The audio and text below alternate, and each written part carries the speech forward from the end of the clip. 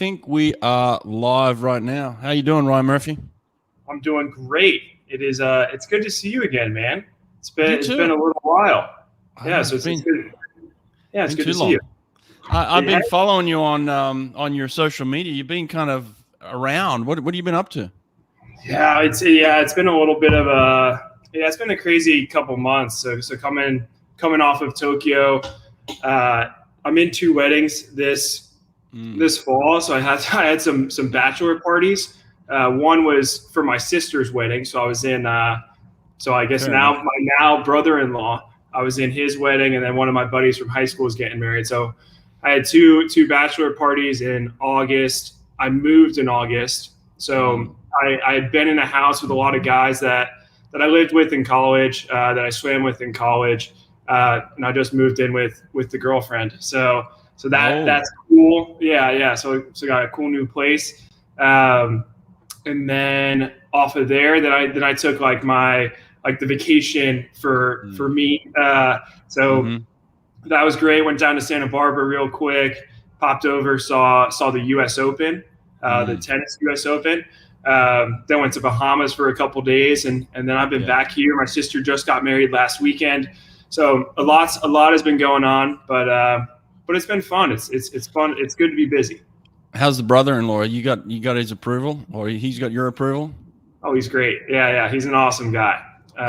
Me and my brother had to give a little tandem speech at the rehearsal dinner, and so we're like, all right, like what do we say about Jordan? That's my sister's husband, and we're like, we really can't find too much bad to say. He's honestly pretty similar to me and Patrick. Like nice. we both love sports. He loves sports. Super chill, like normal Midwest guy, like Chicago born, bred, went to school out there, and that's where they're living now. So he's a real good dude. Nice. Now listen, we were going to record this, and then I just asked you about 30 minutes ago if you want to go live. So we're going live, man, and we should have some people in the comments section. Kim Bracken's up here right now. She's like, we missed you in Naples. She's starting to work on the lineup already. So I guess there's excitement that you're coming back into the lineup for the LA Current. Is that true? Are you going out to the semifinals? Yep. I'll be out there. I think the regular season was just, with all this stuff I was just listing off, like it was a little too soon for me. So the semis falls at nice time, and I'm ready. I'm excited to be out there. The team looks great. It looks like they're having a good time. Looks like there's some good camaraderie out there. So I'm very excited to join LA Current. Yeah, well, they're sitting in that kind of 5th, maybe 4th spot, so they definitely need you. They need Ryan Murphy. But like seriously, are you doing any training right now? Yeah, I'm like you know me, Brett. Like I can't sit still. Like if I'm not swimming, I'm going to be intense about something else. So it doesn't, like the motivation doesn't stop for me. It might pivot like where that motivation is directed. But yeah, I've been training. I got in some practices in August, and then I went on this vacation, and like I was still working out, nothing in the pool. So really this past like week and a half, starting to get back into like full normal schedule. So it's honestly like it's been one of the easier times to get back in the water. I actually feel like I'm in solid shape. Which I was a little bit surprised about, given how little I'd really done over the past 2 months. But I feel like I'm in solid shape. So now it's just getting that feel of the water, getting the technique, getting the details down. Cool, man. Well, listen, in the meantime, Coleman Stewart has gone out and broken the world record short course. What did you think of that swim? Crazy. Coleman's got just ridiculous underwaters. Mm-hmm. And it is like they are ridiculous. They're so fast. So it was really cool to see how it all came together. Like, honestly, I haven't really, I've been following LA Current, how they've been doing the standings. Like I haven't really watched that swim yet. But I am planning to look at that, see what I can learn from it. See if he's got some sort of magic formula that he's figured out.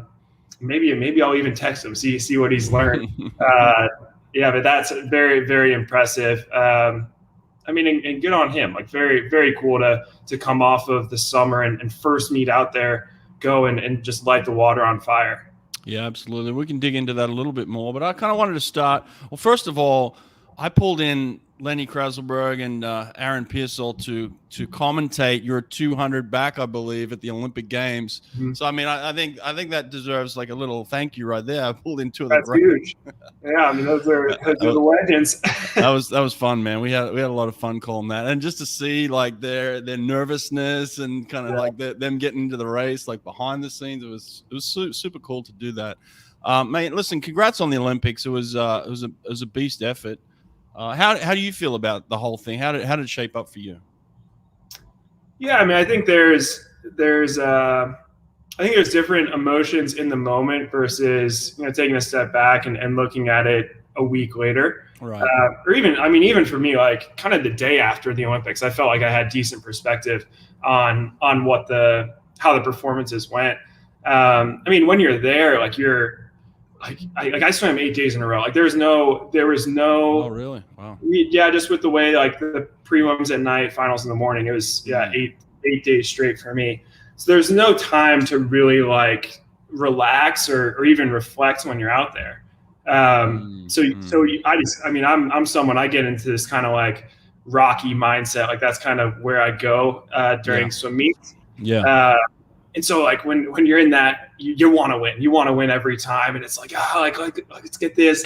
And so to be pretty close in the 100, the 200, like Evgeny dominated that one.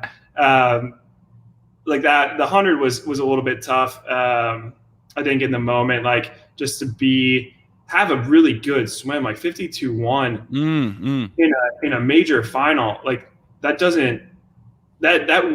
wins every year but 2016. Right. Maybe Grievers in 2012, but 52.1 wins 99% of the time in a major final. So I felt really solid about the swim. I just ran into guys that were really firing off on that day. In the 200 back, I was a little bit disappointed in how my 200 back came together this summer. And that just kind of is what it is. Thought the relays, the relays, like I felt good about my consistency throughout the meet. I mean, I was like 52.1, 52.2, 52.3, like 4 times at the Olympics. So I like the consistency, but coming back, like thinking about it off the meet, like obviously you want to go in there, you want to win, but 5 years apart, being top 3 in 2 events, 5 years apart, like I feel solid about that. I feel like it's a nice showing, and I obviously there's that little part of you that wishes like, oh, obviously you want to win, but I feel good about it, and I feel good about the motivation I have moving forward. In the lead up to it, did you feel more comfortable or more confident in one of the particular races? I mean, they're 2 different races to train for, really. One's just an all-out speed swim and hold on as long as you can. The other one has endurance component to it for sure. We know that. So did you feel more confident in one or the other? I think throughout the year, what I was feeling is I felt like I was in better shape than I've ever been. Mm-hmm. And to kind of take that for what it is, like that's a thought I had. Mm-hmm. As I was going throughout the taper, I didn't necessarily feel like my kick tempo could get up to what I wanted it to be. It just never got there. It didn't get there at Olympic trials. It didn't get there at the Olympics. So going in, I wasn't necessarily very confident going into the 100 back, just because kick tempo is kind of what drives that. Mm-hmm. And that showed up in like the stroke rates, the stroke counts. Like I was 2 strokes less per 50, but definitely the first 50 than I have been any other year. Wow. And I think that's just because I couldn't get the kick tempo up. And then in the 200, I honestly felt very confident about that. It just never, like that's such an interesting race. Like you want to get into a rhythm, and I've literally never felt like I've gotten into that like peak rhythm at a major meet. Right. Yeah, that's interesting. And I've had meets like that too, where things click, and then it can take 3 or 4 years before you get another meet where it clicks again. It's like from the outside looking in, we see you and we think things are always working for you, but for you, like a lot of swimmers, it's very rare that everything kind of falls in place and you feel just incredible, right? Mm-hmm. Oh, 100%. Yeah. I go into all these meets now with the expectation that I'm not going to feel good. Right. And that's really how I approach the training. It's like how good can I be not feeling good?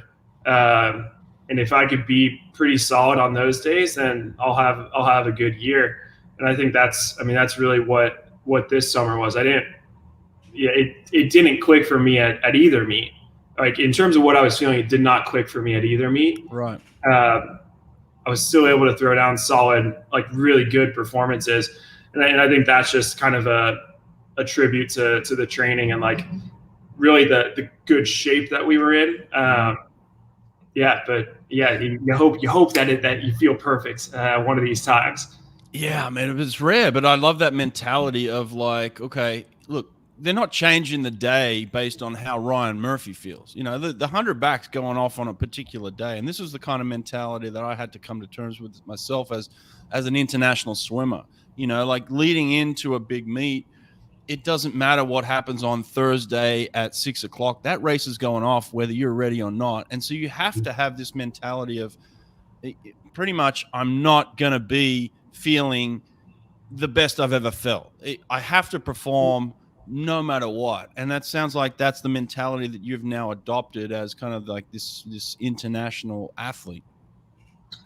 Yeah. And I think I think the crazy thing is like there's been times where I've warmed up and feeling great in warm up.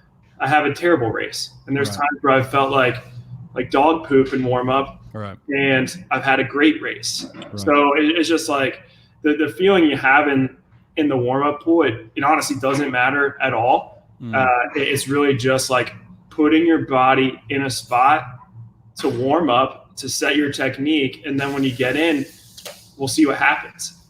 So how do you deal with that mentally? Then you get in the pool, let's say, and you're not feeling like you're the Olympic champion in that warm-up pool, right? Like, so what's the mentality for you then, actually swimming and warming up and then kind of walking out of the pool and putting your sweats on to walk to the ready room? There has to be a release of pressure almost, right? Like just let it go. It's as simple as what I just said. I mean, like there's been times where I've warmed up, I've felt great, I've swam terrible. And there's been times where I've felt terrible in warm up and I've swam great. So it's just, I mean, that's what experience is. It's just you get enough data points that you learn that the feeling is not the thing that's going to impact your race. Right. So then, all right. Well, then, if the feeling is not the impact, what are the things that helps Ryan Murphy have the best race he can have on that day, based on the fact that the feeling is null and void? It's not a factor. Well, that's a great question. I think that's always I think it always changes a little bit season to season. In terms of what sort of things get you ready to compete. Right.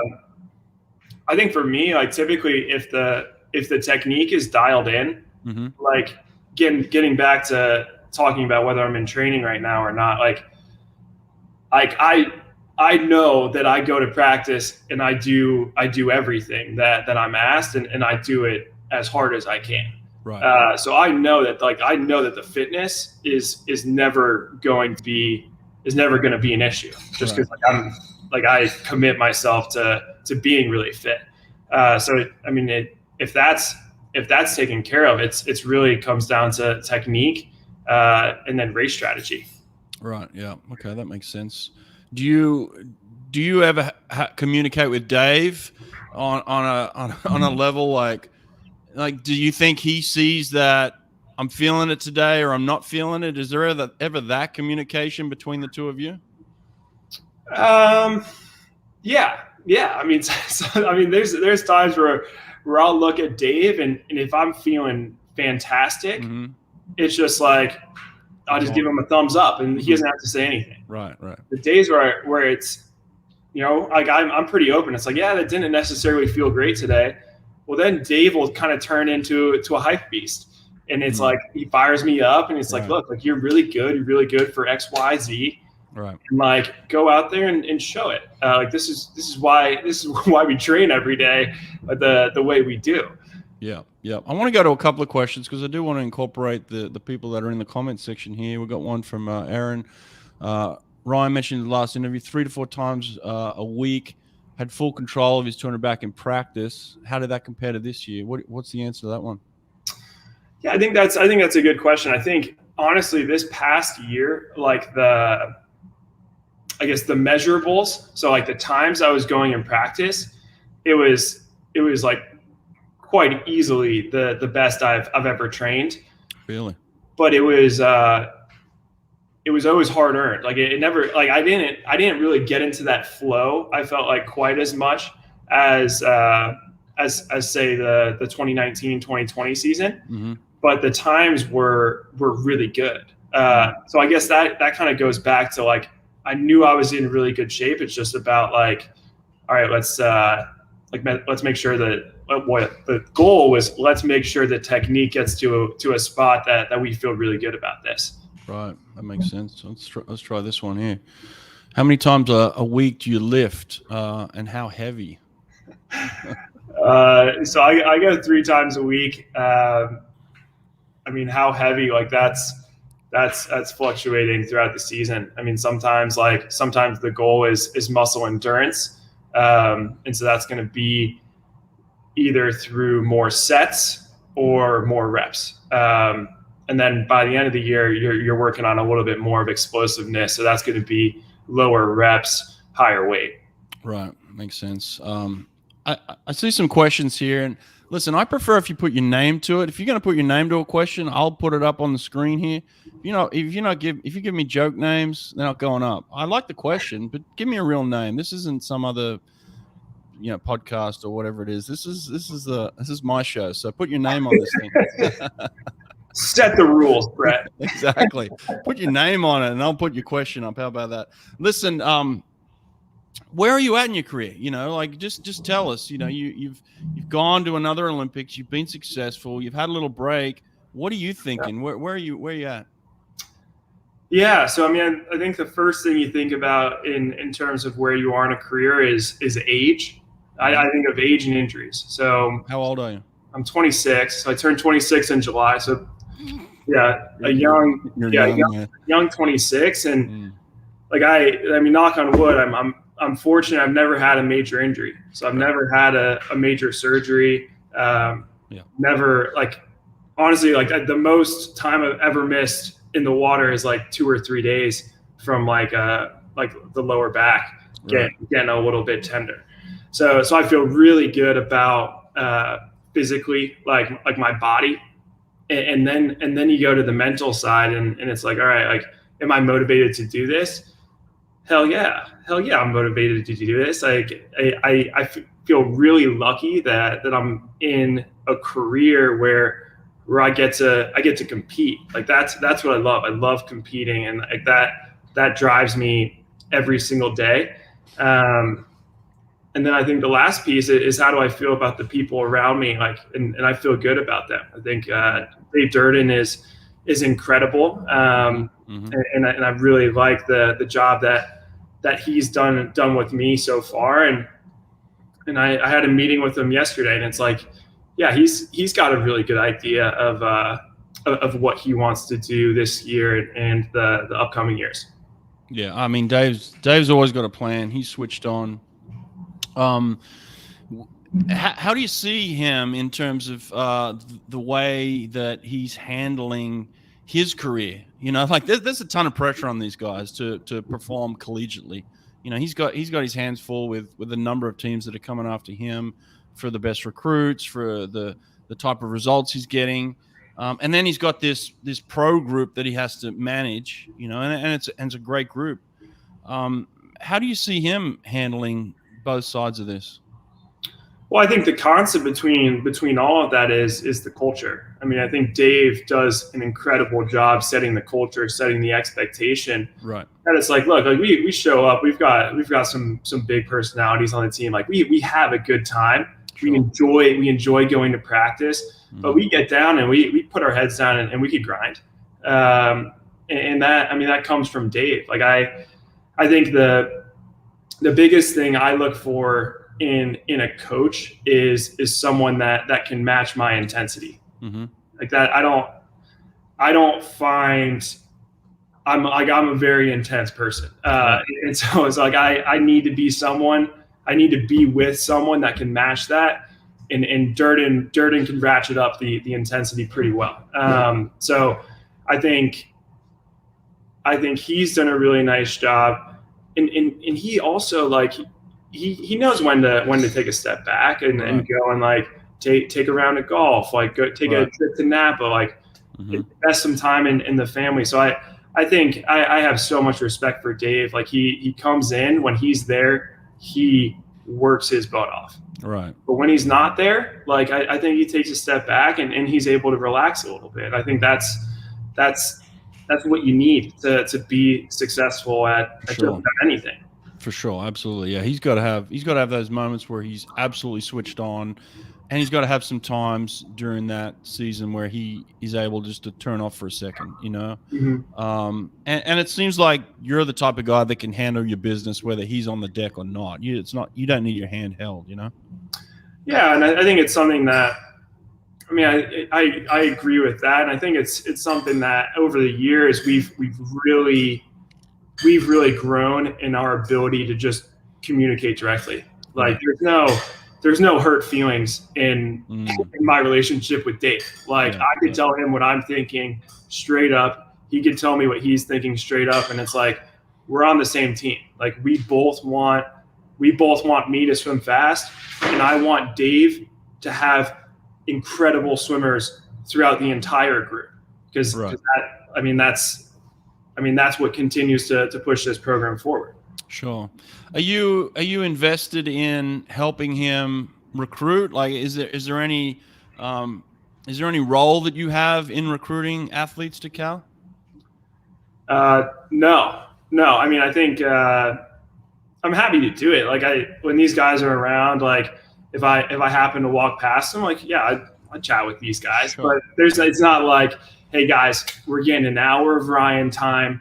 It's set right here.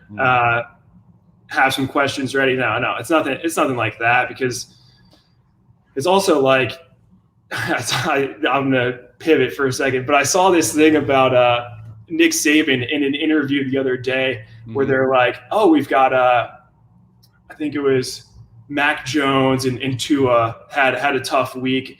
And Nick Saban, and they asked Nick Saban, are you going to reach out to them, see how they're doing? And Nick Saban's like, I have 73 guys in the NFL. Like, I can't talk to all of them.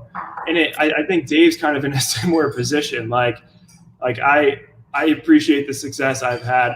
Dave's had plenty of guys have a ton of success. And so if he was trying to line up like me, Nathan, like go down the line, that'd be a day. It'd be a day that these kids would just be talking to good athletes that Dave has coached. That's true. That was actually Monday Night Football. I watched Monday Night. It was with Peyton Manning and Eli, and man, that's incredible. I love that show that they put together. That. It's so good. We got the Jaguars tonight. They're playing the Bengals. That's it. You're a Jaguars fan, right? So how's the state of the team right now? Well, they're 0-3. We can only get better. Who's the quarterback? Well, we'll see. I think I don't know. What I was reading is that, I mean, apparently these first three defenses that the Jaguars played had pretty solid secondaries. So, maybe the Bengals defense is going to hurt a little bit tonight, and Trevor can go off and do some damage. Trevor's he's a rookie, isn't he? Rookie, yeah. Put the rookie in. He's the chosen one now. Oh yeah, chosen one in maybe 3 or 4 years, but not right now. I'm patient. If I'm still a Jaguars fan, like I'm kind of just locked into it now. Like there's been so many bad seasons. It's just like which is par for the course at this point. Yeah, absolutely.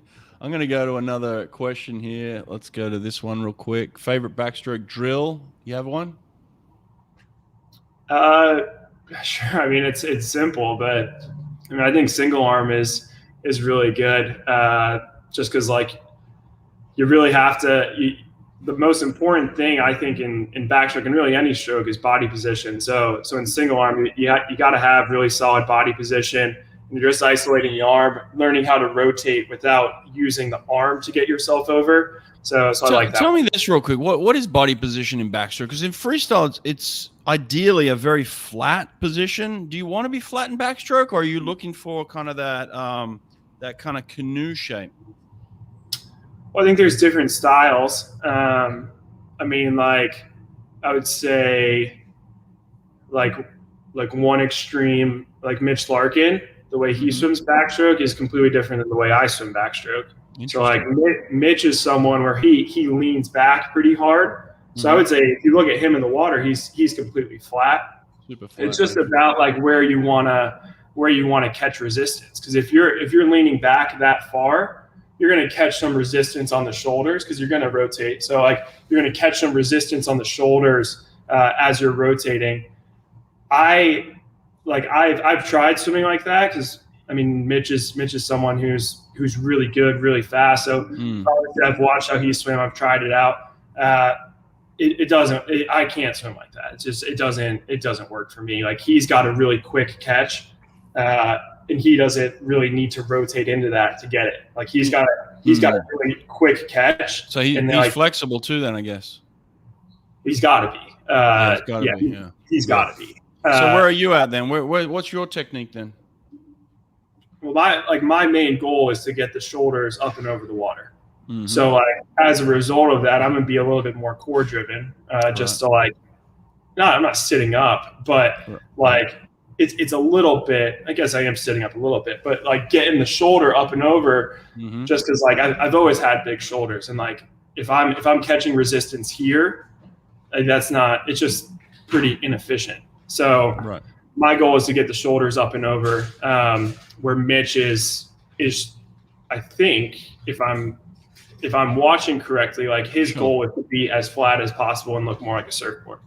Sure. Okay. Good. I like that. I appreciate that little technique tip. Oh, let's stay on that for 1 second. In terms of the kick, the backstroke kick's interesting.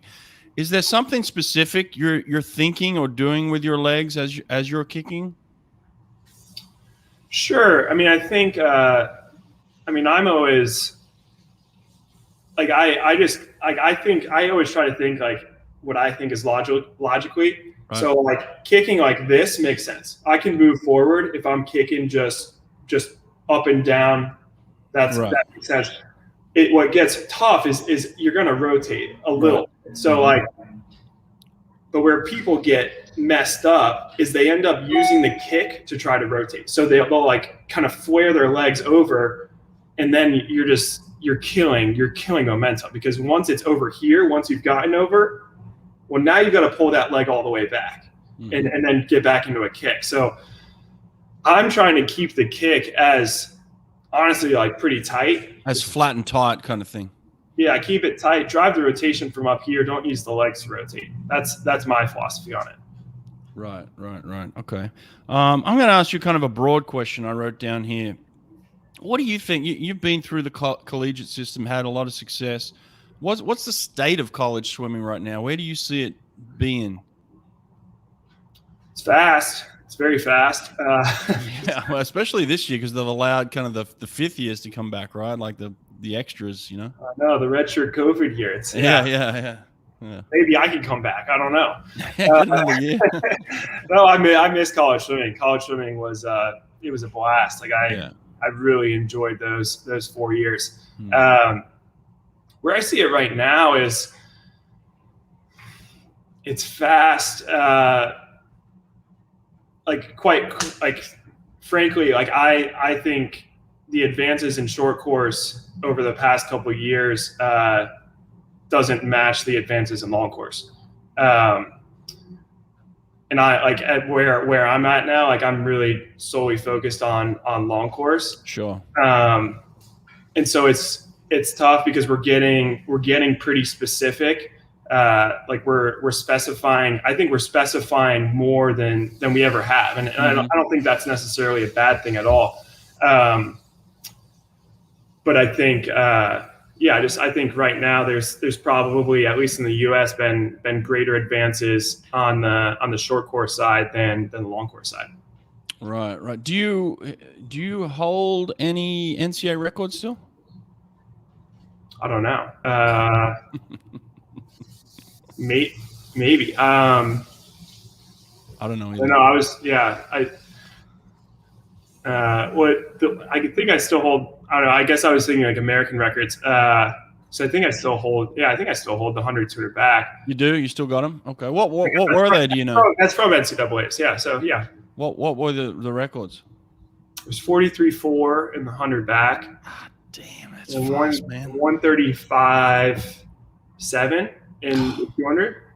Dude, that's like freestyle times. That's almost my. I went 43 flat freestyle. That was my best freestyle time. That's dirty, man. That's you're a little older than me, man. I am a little older. That's still nasty. Holy hell. I mean, there's obviously a massive underwater component there. So, why is a guy like Coleman Stewart not hold the NCAA records if he's so great underwater? Has he just progressed, or I mean, I'm trying to figure it out. So, like, why aren't you the world record holder in the short course meters right now? Well, that's a fair question. One that, like, off the cuff, I really don't have a great answer to. Have you done many tapered, fully rested short course meter swims? No, I mean, I think as we move through, I think as we moved through ISL last year, like those last 2 weeks, like I wasn't swimming a ton between those meets. But I'm usually someone that tapers like 5 weeks. Right. Yeah. Exactly. So I think a combination. It did take me a little bit of time to figure out short course yards. I feel like I figured that out till college. I think short course meters, like with how quick the turns come up, I do think it is. You've really got to be dialed into a stroke count, a feeling. Got to nail the turns. So I think reps. But Coleman hasn't had many reps either. So I mean, like it's not necessarily. I feel like I'd be more confident in this answer if it was like a European holding the world record. Right. No, I mean Coleman. I mean, if he did that same swim, if he swam short course yards that day instead of short course meters, I guarantee you probably would have obliterated the yards record too. Someone said beef. I mean, it was fun last year. I mean, I enjoyed that, man. I enjoyed a little competitive juices flowing, man. Didn't you? Yeah, I mean, it was fun. It wasn't necessarily very fun, but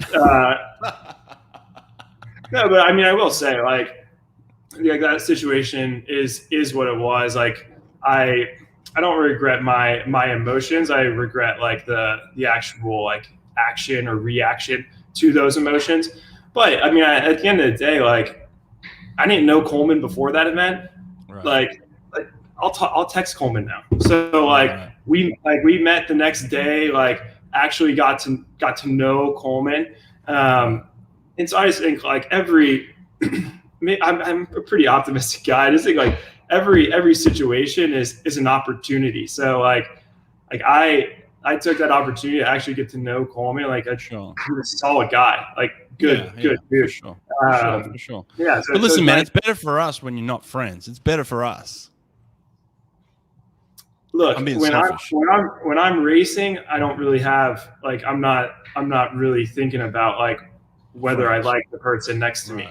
Right. Like racing, like that's kind of a different beast. I think. Right. I mean, I think like everyone has the ability to go behind the blocks, race with everything they've got without worrying who's next to them, but then also step back and be.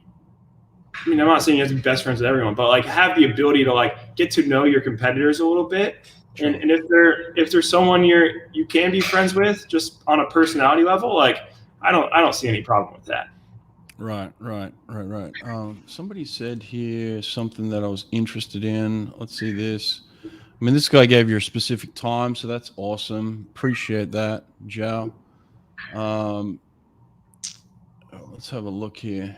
Hope to see Ryan in Paris. Here's an interesting point. You've been at the top for a little while now. Do you feel pressure from the back end, the younger kids coming through? Is there a sense of, I've been at this for a while, like, history, you know, there's only so long you stay at the top before somebody comes along and takes you down or puts pressure on you, whatever it is. Are you feeling that pressure now as the top guy? Well, I think the saying is that father time is undefeated, and I'm not a father. You're 26, so dude. You're 26. I'm not a father, so I'm good for right now. No, but yeah, of course. I mean, there's always someone coming up. Like it's every year. So sure. I mean, you feel pressure from any angle. I don't necessarily view it as pressure, because at the end of the day, like I'm pretty grounded. Like if I lose a swim race, that's fine. Like I don't want to. I like work my butt off to not lose, but I mean it happens. So I mean it's always, there's so many different things that can motivate you, and like competition motivates you for sure. Right. Gina had a question here. Interesting. Read that for us and let us know your thoughts there. My coaches taught us to swim backstroke on our sides as rotating almost perpendicular to the water for each stroke, wondering how much merit there is to that technique. So I think that's just, it's going to be hard to get the tempo up if you're the way I'm reading this is that you're completely over side to side. Yeah. And then all the way over here. I mean, it's a lot of distance to rotate. So, I mean, I think as a rule of thumb, you're going to rotate a little bit more in the longer races. You're going to rotate a little bit less in the shorter. Just as a and you're rotating kind of from the core, like shoulders up, right? You're not rotating the whole body side to side. It's more shoulder rotation, right? Yeah, because it's like getting back to that kick thing. I mean, it's hard when you're kicking on your side to just rotate all the way over. Right. What dies in backstroke is the legs. So anything I can do to keep those legs fresh, or at least kick in a way that mimics how I actually kick in practice, that's what I'm trying to do. Right. Let's go with another broad question that I wrote down. What's your thoughts on the ISL so far? I mean, the International Swim League. I mean, it's been incredible to see where swimming's gone in the last 3 years. What's your thoughts on it? I like it. I like ISL. I think when I'm there, I really enjoy it. I think it's super fun. So like from the pure athlete's perspective, I'm pro ISL. I think they've done good things for our sport so far. And then but I'm a perfectionist. Like I always want to push people to go further, like do more, think a little bit bigger, and Constantine does. I think that's one of the reasons why I really do like Constantine. Mm-hmm. The guy is always pushing the envelope in terms of like, can they execute Constantine's vision? Mm-hmm. I don't think they necessarily have though yet. But I mean, I think the vision is really solid. And I just think there's great potential there. Yeah. I mean, look, I'm a fan of swimming. I'm a fan of pro swimming. I love pro athletes, and I love the fact that Constantine has put his money behind this and put his time and energy and created a team of people.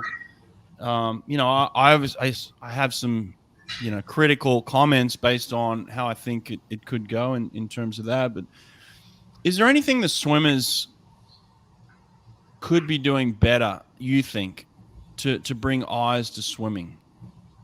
Here's my point of view: is that we're doing a great job in the pool, and I think I've seen parts of this lately. More of the personalities coming out in the swimming, which is great, because I want to get to know these athletes. That's just my feeling. You feel the same way? I mean, this might be like, this might be way out there. Like I just think swimming is too predictable right now. Like, yeah. Like we know exactly what times people are going. I just think there's too much data. Right. So I think what's nice about a sport like tennis per se, like I think it's really interesting that like someone can go and dominate a match, but they move on to the next round and they get dominated by Djokovic. Right. And so it's just like, but Djokovic would also drop a set in the early rounds. Right. But I think it's so interesting because it's so purely head to head, and there's not enough metrics that you can guarantee essentially who wins. And I think in some events in swimming, you can pretty much guarantee who wins, right? Because you know what times people have been going like 4 days earlier. Right. There's not going to be too much variability. Like 4 days apart. So like I kind of think that the initial idea that ISL had, where times don't matter, I think it makes a ton of sense because just from a spectator view, like if I'm watching a race, it doesn't, like if someone's dominating, like they could be dominating age group swimmers. Like I don't know, but then when they go to the next meet, now there's this hype around the person that dominated these age group swimmers. But there's also hype around someone else that won the previous meet as well. And then it's like, all right, now we get to go head to head. That's a storyline. I think the storylines get crushed when you can look at the times and you can pretty confidently predict who's going to win the races. Right.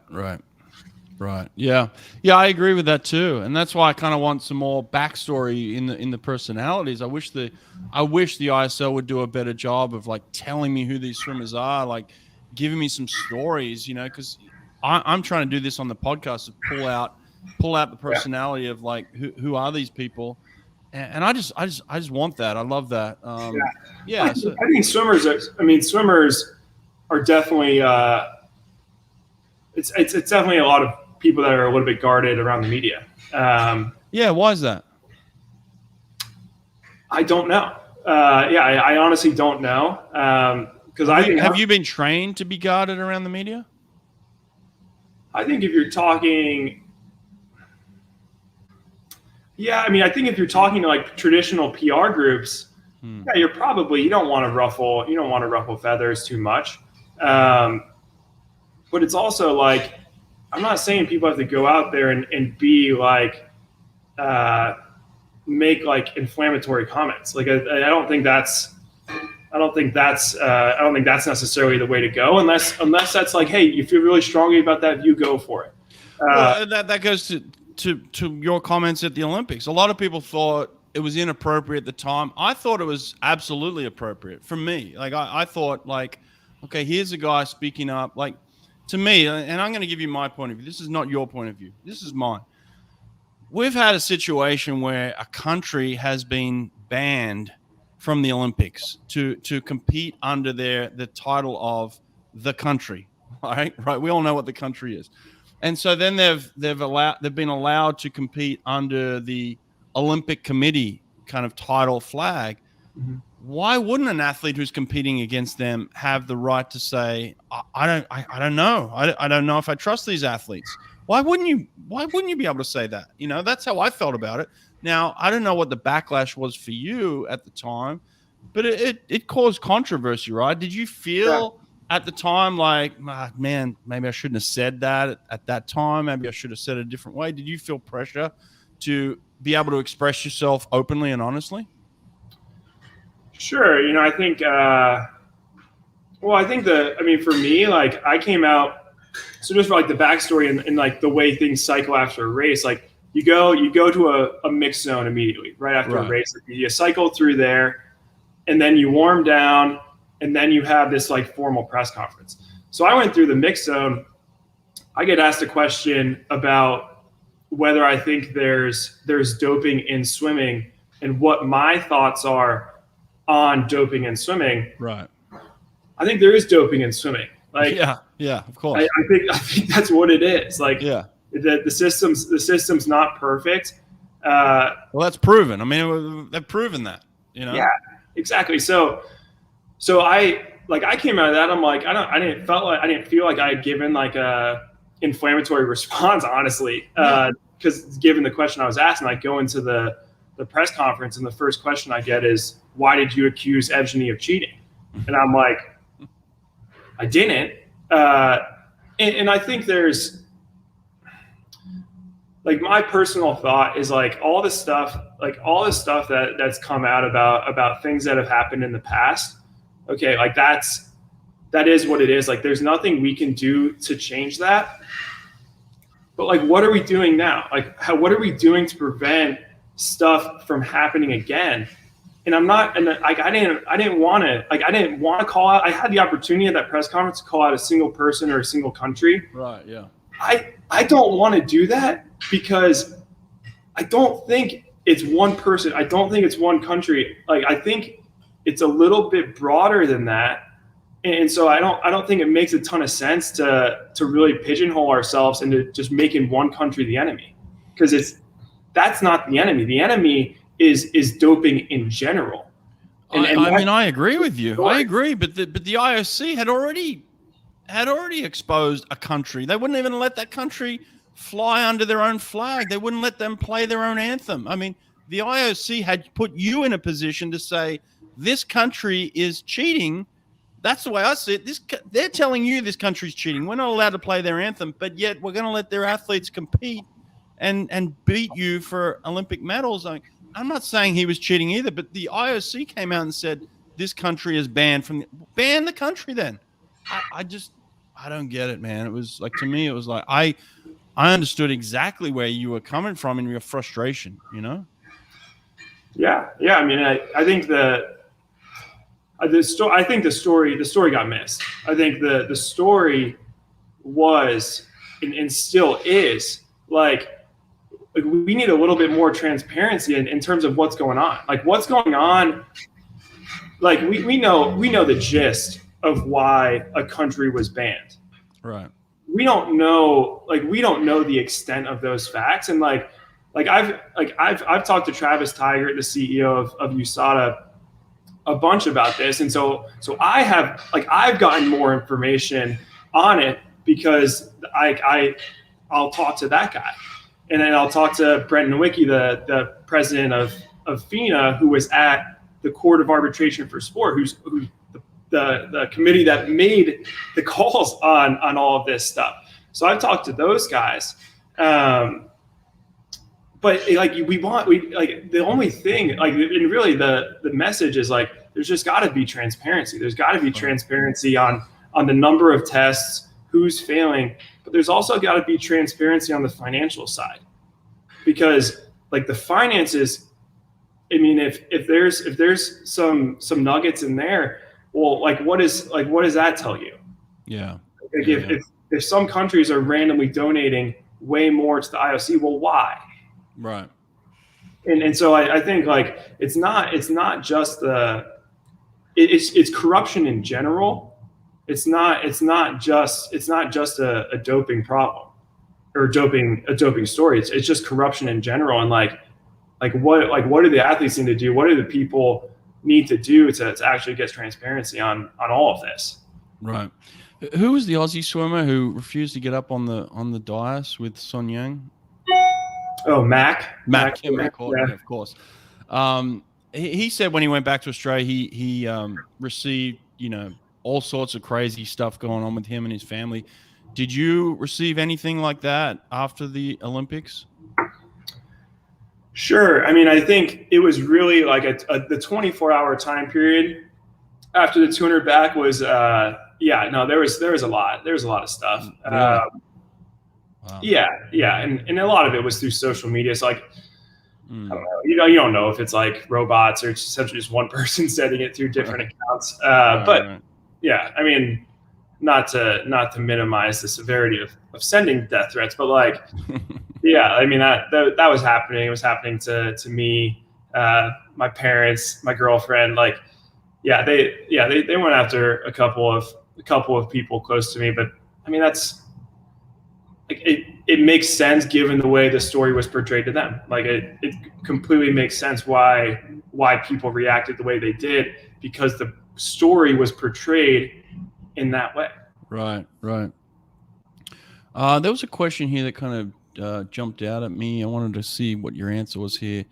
Was there some controversy with the mixed medley relay at the Olympics? Yeah. So I mean, again, like I was really busy with the racing.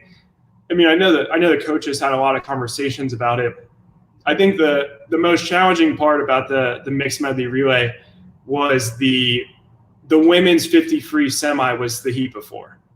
And so obviously, like you look at the differentials, it makes the most sense to go a female on freestyle. It makes the most sense. Right. But with the 50 free semi, the heat before, okay, well now that throws a little bit of a wrench in things. Like Emma McKeon was able to do it, but she had the most medals of anyone at the Olympics. The girl is ridiculous. Yeah. And so that threw a big wrench into the I guess what the traditional lineup was going to be. And so I think the way I understood it is we were kind of locked in to going a male on freestyle, just given that we weren't gonna scratch people from their individual events to try to be a little bit better on that relay.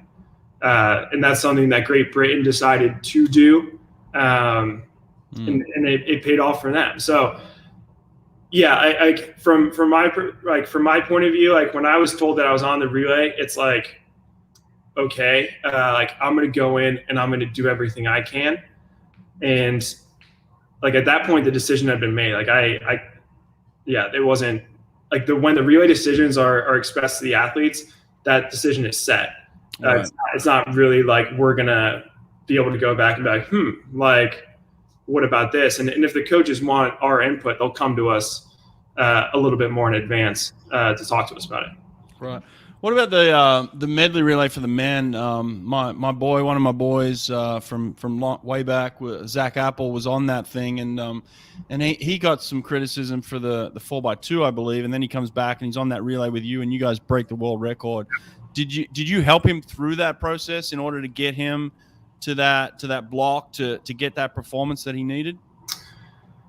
Sure. I mean, it wasn't necessarily like me alone. Yeah, sure. Because essentially the night before the relay, we were swimming finals in the morning. So the night before, right.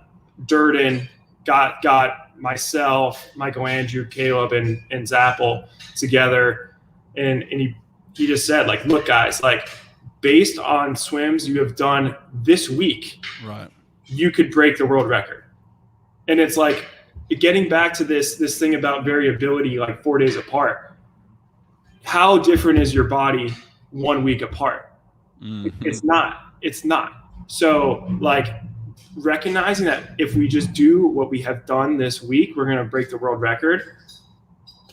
It's a pretty simple message. And I think it took some pretty solid awareness on Durden's end to recognize that him kind of throwing that gauntlet out there for us, that wasn't going to add pressure for us. Like we all love to race. Like we're all kind of gamers. So like we liked that. And I think it got us all really excited. We had to calm ourselves down after that, because we're like, all right, like we got to go to bed. We got to actually be ready in the morning. We don't need to be ready right now. All right. So you're pretty fired up at that meeting then. Yeah, we're pretty fired up, and it's like, all right, that's good. You know, like Caleb had a double or a triple that day. Michael Andrew had a double, and then me and Zappel were coming in. That was our only event of the day. So it's like for someone like Michael Andrew. Like it was really, I think that was a really good thing for him to have that meeting where it's like, all right, you're going to do the 50 free, you're going to crush the 50 free, right? And then when that race is over, your immediate focus has got to be this relay. Yeah, and he did his job. He did great on that relay. And Zappel crushed it too. He went the same split that he did the first day of the meet. Yeah, that was beastly. You're right. Zappel was amazing, but Michael Andrew took so much shit. He took so much heat from people. Like I had people saying it was a terrible Olympics for him. I'm like, The guy just got 4th in the 50 freestyle. Do you know how difficult that is? Like I swam at 2 Olympics and never got 4th. My best was 6th. So, but this kid swams multiple events, make multiple finals, gets 4th in the 50 free, just misses the Olympic medal by a couple of hundredths, and then comes back, a couple of minutes later and breaks a world record. I mean, to me, it's like, come on, like this kid had an incredible Olympics. I felt. No, I mean, I agree, and I think it's tough because I think. I mean, some people can just get a little bit targeted by the media, and I think in the role, like in the role I was in this Olympics, like as a captain, it's just like look, like Michael, like we like you, and like we value you. Yeah, like that is what matters. Like the people that aren't in the room are not in the room. Like they're writing their stuff. They're saying what they're gonna say. You can do nothing to really impact that, but like just know that like we got you, like we like you, and we want you to perform really well to help out Team USA. And so I mean Michael's actually he's very mature. He is very mature. Yeah, very mature. Yeah, very mature. So Hawke Stewart said that's because he underperformed his trial. Do you guys know the stats on the Olympics? The stats on the Olympics is, I believe, 20 to 25% at best go from trials to Olympics and swim a better time. It's like 25% of people do that. It's extremely difficult to swim faster than you did at the Olympic trials than it is at the Olympic Games. Most people don't pull that off. Yeah. It's like, I mean, it's like that feeling thing we're talking about earlier. It's like, sometimes you feel great and sometimes you don't. Like that's what it is. Well, you're swimming for Olympic glory too. It's like this could change. This could actually change my life. Like getting to the Olympics is one thing, but then actually getting a medal for some people, it could be life changing. And then when you have that kind of pressure and that expectation of like, wow, at the end of this minute and a half, my life could be drastically different for the rest of my life. That's an extreme amount of pressure to deal with too, right? Yeah. And when you also, I think one of the important things to note with Michael is, I mean, look at the time drops he had over the course of the year. I mean, the guy got so much better in this past year. Yeah. And so I think that's another important thing to kind of recognize is it's just like he comes in, he had some really, really good performances at trials. Mm-hmm. And like when you're on that sort of improvement curve, like sometimes you don't really know like how you did it. Yeah. And there's so much growth that goes into like, how do I make that the most consistent thing I can? Mm-hmm. And I really think that's kind of the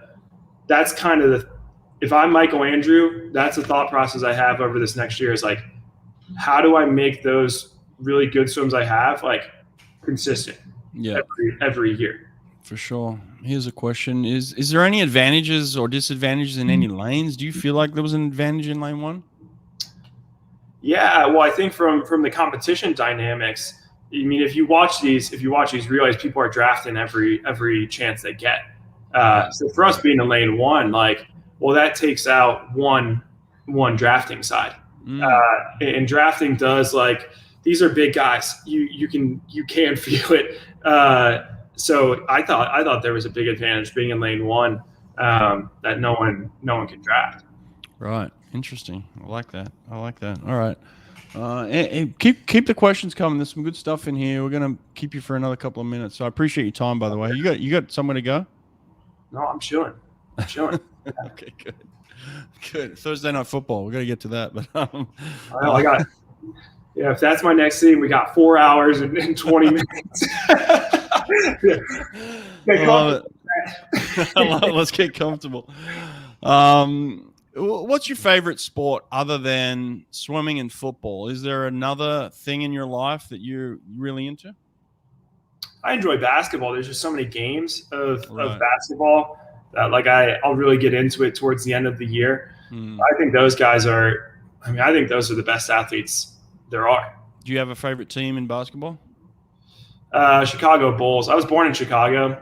So like the way I view sports teams is I was born in Chicago, grew up in Jacksonville. So if Jacksonville has a pro team in that sport, I root for them. If not, I'll root for Chicago. So I go Chicago Bulls there. I mean, my favorite player has always been, not always, but I really like Russell Westbrook.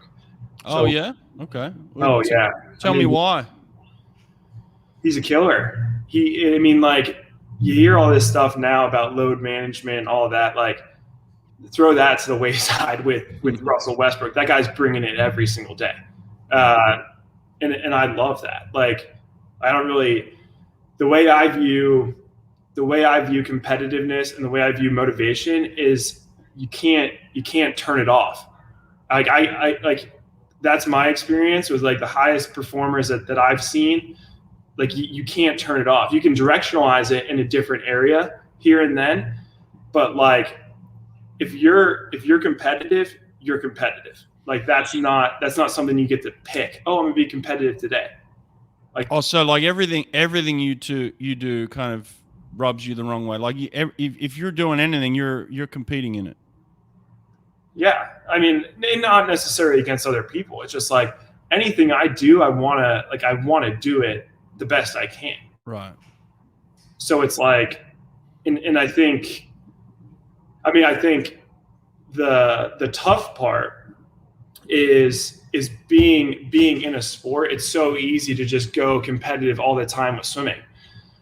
So you got to have a level, like I think you have to have a level of balance. You got to have other things that you're really fired up about, that you really want to be great at the same time as you're swimming. It's got to be things that aren't going to take away from your swimming. So like for me, like I can't be super competitive about like myself playing basketball, because I'm not going to let myself play basketball because a broken ankle could be the end of a career. Right. But I could get competitive about golf, because it's like, realistically, unless I'm Bryson DeChambeau, or unless I'm swinging like Bryson DeChambeau, I'm probably not getting hurt playing golf. And I could get competitive about the stock market, because it's that's something I find interesting, and I find it like very cool to see like, all right, like here's where companies are now, here's the growth opportunities, like where are they going to be in 5 years? How can they capitalize on the current environment? I find that very interesting. And so all of those things are competing. All of those things are kind of feeding my motivation for stuff I can carry in other parts of my life. That's interesting. In terms of that, have you figured out a direction where you want to take your life after swimming? Sure. I think I have a general idea. I think it does kind of revolve on the investing side. I think private equity is very interesting. I think venture capital is very interesting. Venture capital would be very challenging to kind of break into, because the traditional route would be you start a company and you sell it, or you are like an executive at a successful startup and then you could pivot to venture capital. Realistically, I'm probably not starting a company. Say I swim till 2024, and that's like not like I don't have like an end date on swimming just yet. Like if I'm 29, like realistically, I'm probably not starting a company then. So venture capital might be a little bit challenging to get into, but I'm very interested in the finance side, just because I think that there's a lot of carryover, and I think there's a lot of like personality traits between those people working in that industry and the personality traits that I have. Really? Wow. Did you study that in college? Yeah, I was a business administration major. Right. Give me a couple of traits then. Give me some traits that you recognize in yourself that would carry over into the business world. Well, I think you got to be relentless. I mean, you've got to be willing to push yourself a little bit harder than you think other people can. Right. I think that's a major thing. Number two would be you've got to be able to bring people with you. Like I think that's a really important thing. Like anyone working solo, it's going to be a little bit challenging to have a lot of success. You got to have great people around you. You got to be able to help set a culture that drives your motivation. I feel like I've learned that at Cal, and I think I do a solid job of motivating people around me, helping them to try to be their best. I think you also like. I think one of my strengths as an athlete is like the planning side, like kind of projecting like where I think I could be and checkpoints along the way to get there. Mm-hmm. I think that's really important in investing because you're really looking at like a 5 to 10 year horizon. So those are just three, like off the cuff. Right.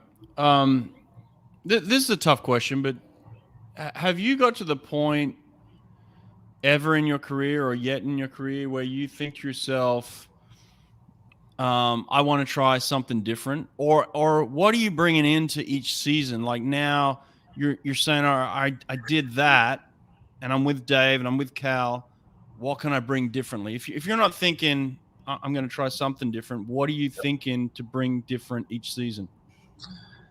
Well, I think that's part of the reason why I really appreciate Dave and I really appreciate Cal. I mean, I think if you just look at the track record over the past 5 years, Cal's put someone on the national team, I think, in every event.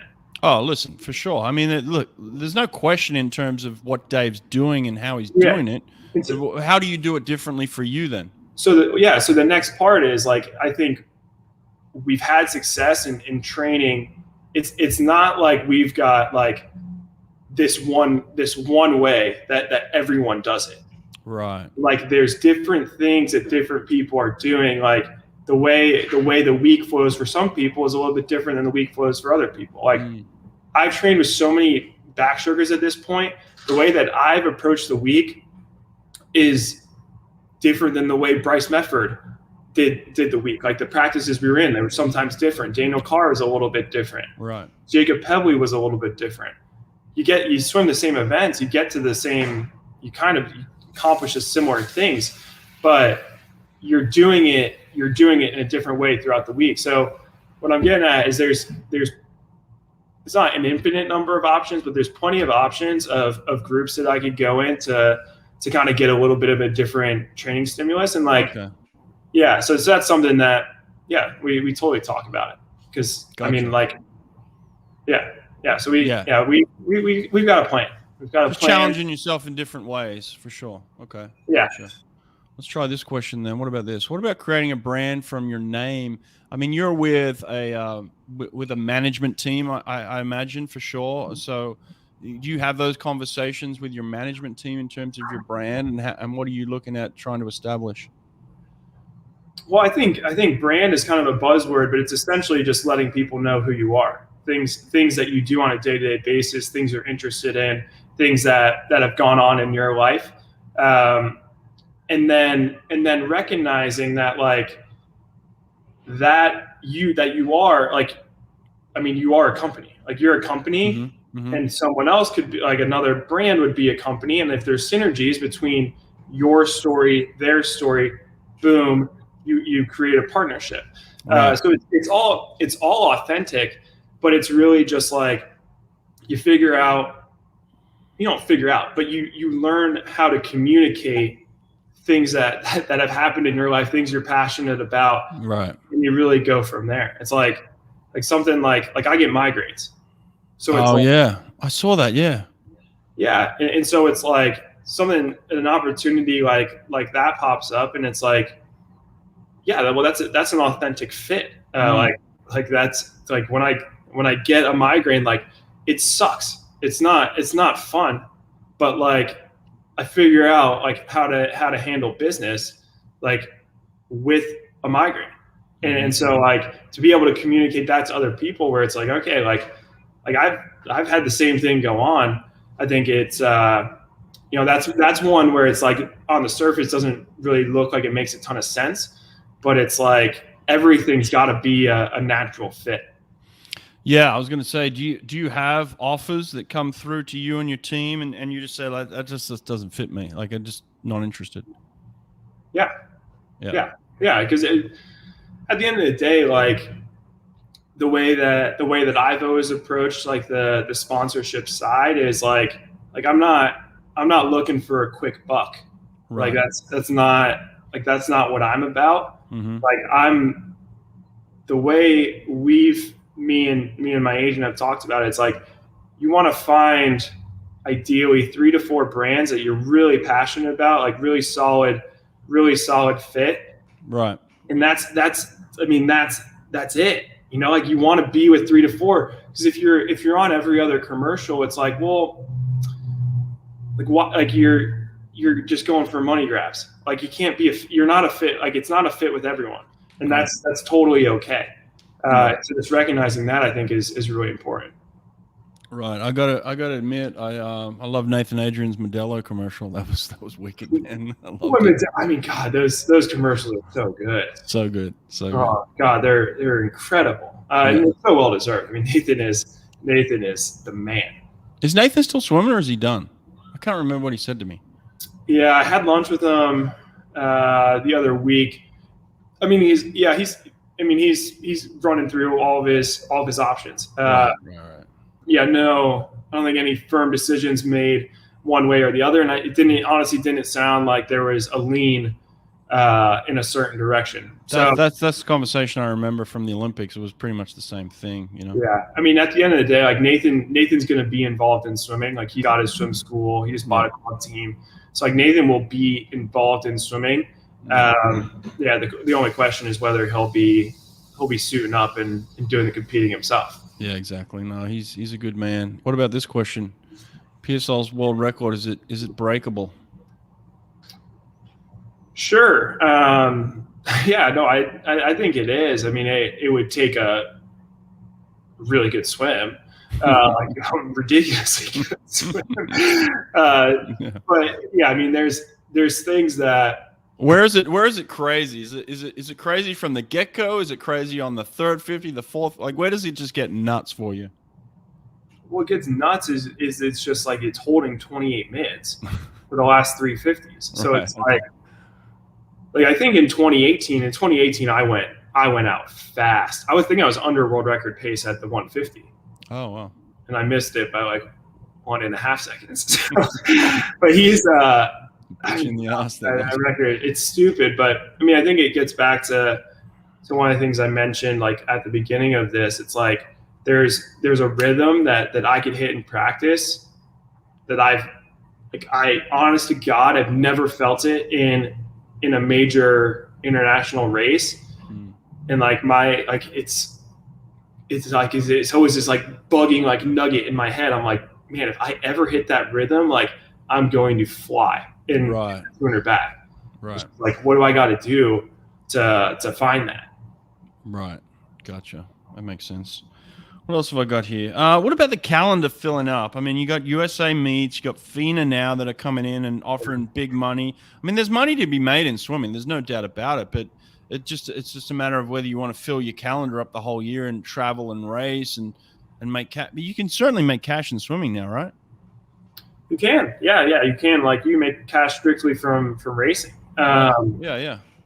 I mean, and that's great. Like, I think, like, right now, I think it's good to kind of, for swimming to be in a sort of a growth mindset where it's like, yeah, like, let's try to make more opportunities. Like, I think that's an incredibly positive thing for the sport. I think, like, from the personal side, you just have to figure out what the balance is. Like if you're on the road all the time, like, well, your friends at home, like, you're not going to get to talk to them that much. You're not going to see them that much. If you're in a relationship, you're not going to see that person very much, unless they're also an elite level swimmer. Then you do. But or you can just bring them with you. But yeah, I know what you're saying. Yeah. I mean, I think yes, yeah, you could bring them with you, but then they don't have a day job. And that's something that, yeah, I mean, I think, like in the instance of me and my girlfriend, like, she really wants to have a job. And so that's awesome. Like, have like really solid ambitions of your own. But yeah, I mean, it's hard to bring her on all of that travel. Yeah. What about this guy who thinks he's 007, James Guy? I mean, he's out doing, these he's a good dude. I'm a little jealous. I got invited to one of those premieres next week. I don't know if I'm going to do it, but oh, dude, come on! I'm excited for that. I'm excited for that movie. How was it, James? Post a little follow up. How was the movie? Exactly. I actually did text him privately yesterday when I saw his little thing up there, the photo, and he looked amazing. By him and his girlfriend. He looked good. He looked great. So I texted him. It's hard to make James look good. It is very difficult. They had to really do some work. I'll throw some credit out there this time. Yeah, James looks solid. He looks solid out there. But listen, he said the movie was insane. He said he loved it. So I can't. I love a good 007 movie myself. I'm excited for that. Yeah. Let's get him off the screen here. that whole British relay is everywhere right now. You got Petey working on his loose hips on the dance floor. I was gonna say, have you been offered that? Have you been offered the Dancing with the Stars? I can't move my hips like that. I'll tell you that one. You haven't thought of doing like a reality TV show like that? Maybe sometime. No, not yet. But not yet. Okay. We'll see. Yeah, but Petey's loose hips pretty impressive. Pretty impressive. Killing it. Yeah, he's killing it. You got the rig like him. You and him can match on rigs. You just got to get those hips loosened up. But he looked good, mate. He looked really yeah, the pants were tight. Yeah, you got those are definitely tailored. Yeah, exactly. All right. So when's the next time we're going to see you in a racing pool, mate? ISL. Yeah, ISL in November. Yeah, I don't know. I think the guys have some dual meets up here. I don't know if I'll swim during the break of one of those, but that's nothing crazy. So yeah, ISL is the next. I mean, I guess the next like formal racing. Yeah, that makes sense. Little question here. Popovich spoke about doing some backstroke. What are your thoughts on this kid, man? He's pretty freaky, hey? He's a freak. Yeah, he's so good. No, freak in a good way. Freak talent. Yeah, freak talent. I don't know him. I said hi to him, but yeah, I don't know him. But he's wow. Was he 16? Yeah, well, he's 17 now, but yeah, he was 16 at the Olympics. Ridiculous. Yeah, I mean, you get people like that every once in a while. I mean, Chalmers. Mm-hmm. Yeah. I mean, you forget how young Chalmers is. Like, he's one of my good friends. He's like 22. Yeah, he's been around forever. He's 22 years old. Looks like he's 30, but he's 22. Yeah, so I mean, you get these guys every once in a while that it's like that guy's going to be good. He's going to be good for a while. And Popovich, he's one of them. Like he's a stud. Legit. Yeah, so it'll be cool to see, like, because I think like my take on his Olympics, like, because what did he drop, like a 47.2 or something before the games? 47.3, yeah. Mm-hmm. Yeah, and I think it was just a lot of big bodies in that final. So I think he probably just got bounced around a little bit. But his 200, where those waves aren't quite as big, he was able to hang. So like the mentality to step up in a big final, it's there. Yeah, it's now just like, all right, like there's some big bodies. Those waves are real. So how do we deal with that? Just a little growth and maturity, and he'll get there. Mate, listen, I interviewed Bobby Fink, and he was talking about how he's kind of a decent backstroker and might throw down a good 200 back. What do you think of Bobby Fink throwing down? Well, I mean, I just got to keep a peek out for that last 50. Yeah, that last 50. He's gonna drop a bomb on that last 50. Yeah. No, Bobby's. I mean, he's a gamer too. So I think he went to Pan Pacs in 2018 when he was still in high school. Okay. Performed well, and you could always tell with those guys. It's like the people that are really I'm not saying like ego, but self-confident. Right. Like able to have a really solid conversation as a high schooler with like me. I saw him have good conversations with someone like Nathan or Grievers on that trip. Yeah. When people are confident socially, you know that, especially at that age, you know that they've got a lot of inner confidence, and that's what you need to be able to perform at these big stages. For sure. He didn't seem phased at all about who he was up against. It was just more like, oh, I'm happy to be here. Let's go race kind of thing. In saying that, massive change in the world of swimming for someone going from Stanford women's team to Florida men's team, kind of training with him. So what do you think about the Katie Ledecky move? That would be interesting. Yeah, that would be interesting. I mean, Katie's someone where she – talk about motivated. Katie. Is she? I don't know. Tell me. Oh yeah, no. Katie is. I love Katie. Like she's so impressive. She's so even. Like personality wise, she's so even. Like there's not win or lose kind of thing. She's kind of even keel. Yeah. Like there's no. Yeah. Like it's impressive. And she works. She really likes to work hard. She cares about it. So I'm a huge Katie Ledecky fan. So yeah, I don't have any predictions in terms of like how it's going to go. But I mean, best of luck to Katie. Like she's one of the best we've got. Like personality wise, like one of the best we've got. Obviously, like the best of all time. Female side, like she's ridiculous. I mean, it's amazing to me. Here's a woman who can go on the Tonight Show and be an absolute star after the Olympics, and yet a couple of weeks after losing her I think was it her third Olympics? Was Tokyo her third Olympics? Yeah. So after a couple of weeks of losing her third Olympics, where she could go on and be this mega star and make all this money and get all this fame, she's back at training with like high school kids, you know, at 4:30 in the morning, getting out of bed and going to practice. I mean, I know where she's at.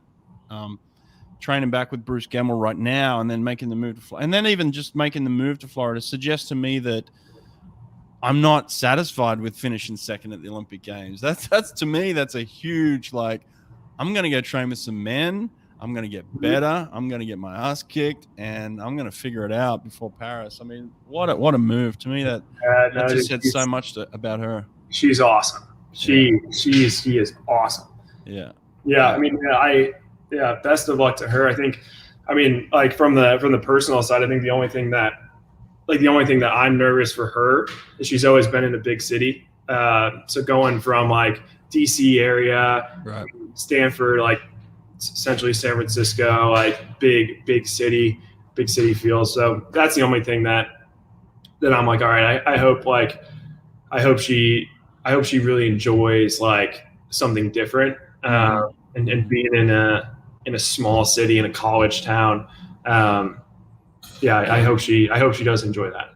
I've been in a swamp, man. She's in the swamp. It's hot. Yeah, I know. It's hot. I grew up like an hour and a half.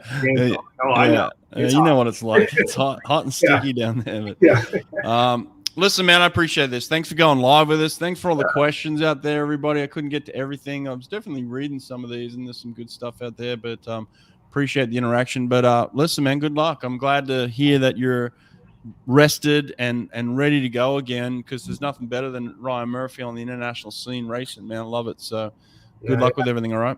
Yeah. Always good to talk to you, Brett. Appreciate you having me on. Yeah, man. All right. Take care. We'll speak to you soon. All right. Later, man. Bye.